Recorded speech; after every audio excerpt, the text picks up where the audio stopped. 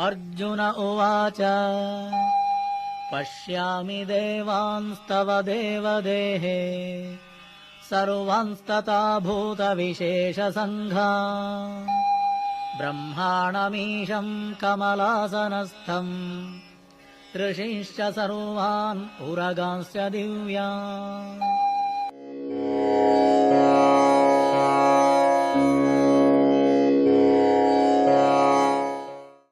अर्जुन उवाच पश्यामि देवांस्तव देवदेहे सर्वांस्तथा भूतविशेषसङ्घा ब्रह्माणमीशम् कमलासनस्थम् ऋषींश्च सर्वान् उरगांश्च दिव्यान्।